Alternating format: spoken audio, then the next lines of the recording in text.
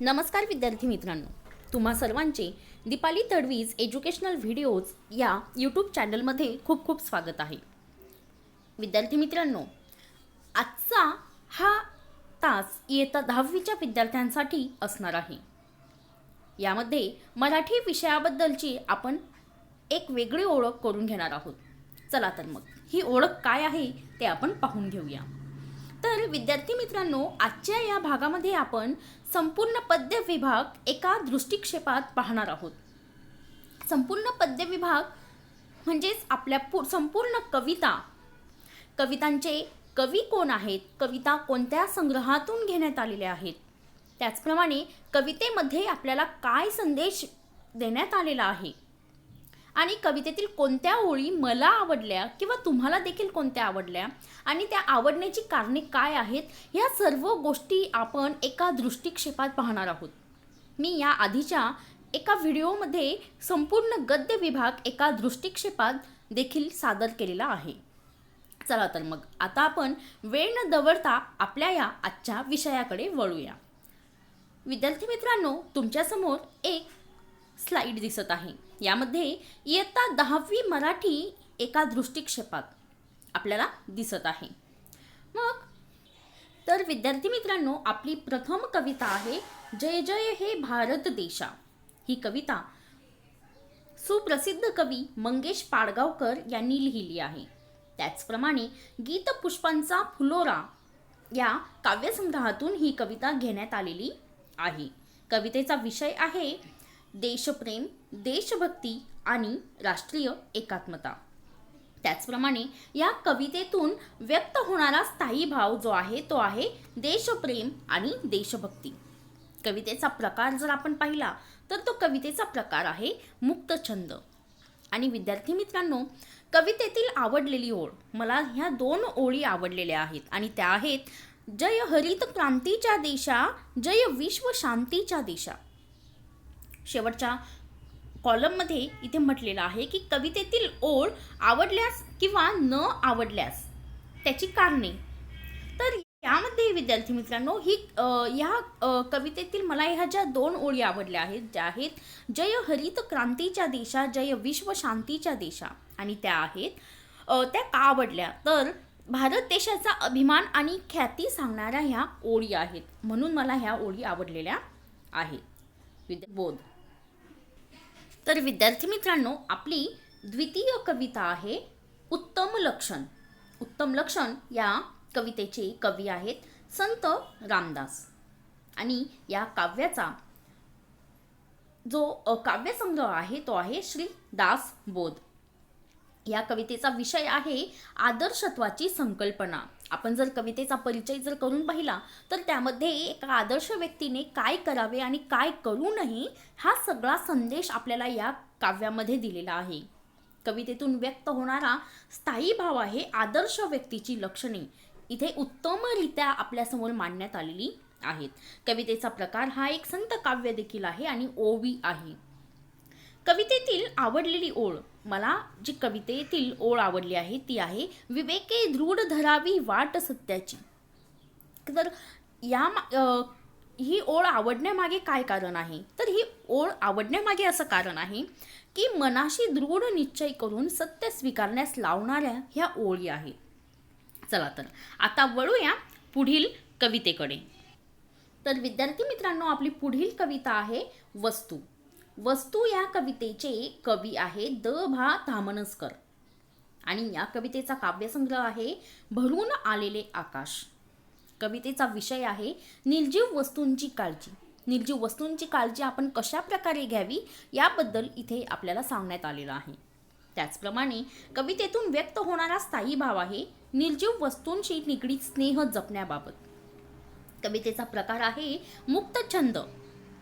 मला कवितेतील 2 ओळी आवडल्या आहेत आणि त्या आहेत वस्तूंना जपावे लाडावूनही ठेवावे त्यापुढे जाऊन. आणि या ओळी आवडण्याचं कारण आहे की निर्जीव वस्तूंनाही सजीवासारखे वागवण्याची समज देणाऱ्या या ओळी आहेत. चला तर मग आता वळूया आपल्या पुढील कवितेकडे आणि आपली पुढची कविता आहे आश्वासक चित्र. आश्वासक चित्र ह्या कवितेचे कवितेच्या कवयित्री आहेत नीरजा. या कवितेचा काव्यसंग्रह आहे निरर्थकाचे पक्षी. कवितेचा विषय आहे स्त्री पुरुष समानता. त्याचप्रमाणे कवितेतून व्यक्त होणारा स्थायी भाव आहे स्त्री पुरुष समानतेचे मूल्य विद्यार्थ्यांमध्ये रुजविणे. कवितेचा प्रकार आहे मुक्तछंद आणि चिंतनशील. कवितेतील मला आवडलेल्या ओळी आहेत. माझ्या घराच्या झरोक्यातून दिसत आहे एक आश्वासक चित्र उद्याच्या जगाचं. आणि या ओळी आवडण्याचं कारण आहे स्त्री पुरुष समानतेचं महत्त्व सांगणारा संदेश यामधून आपल्याला मिळत आहे. आता वळूयात पुढील कवितेकडे.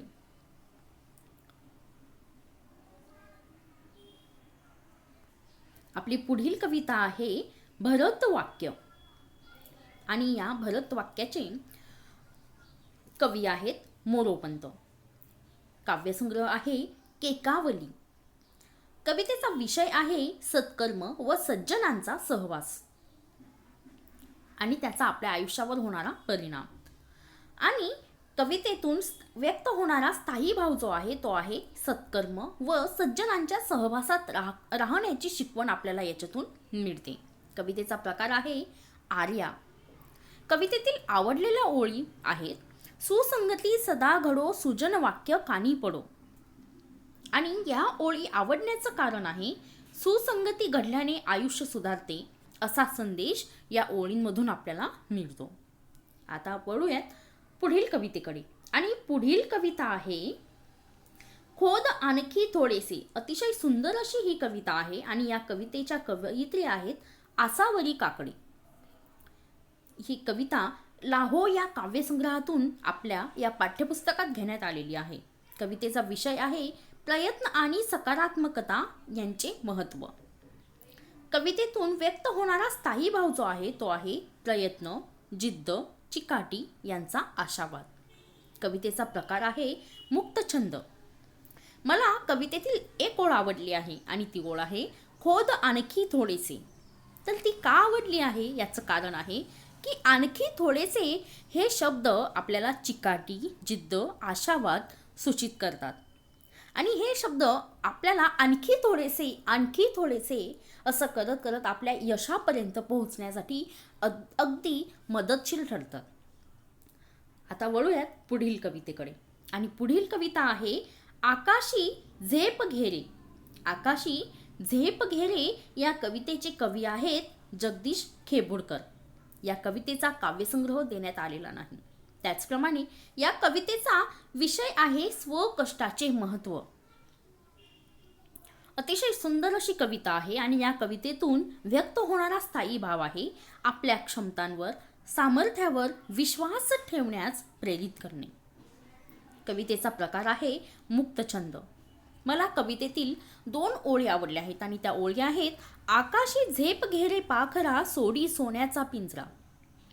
आणि या ओळी का आवडल्या आहेत तर परावलंबित्वाचे कवच फोडून स्वसामर्थ्यावर ध्येयाची उंच शिखरे पादाक्रांत करण्यासाठी प्रेरित करणाऱ्या अशा या सुंदर ओळी आहेत. आपल्या पाठ्यपुस्तकातील शेवटची कविता आहे तू झालास मूक समाजाचा नायक.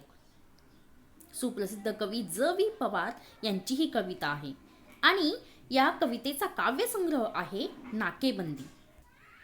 कवितेचा विषय आहे डॉक्टर बाबासाहेब आंबेडकर यांना विनम्र अभिवादन.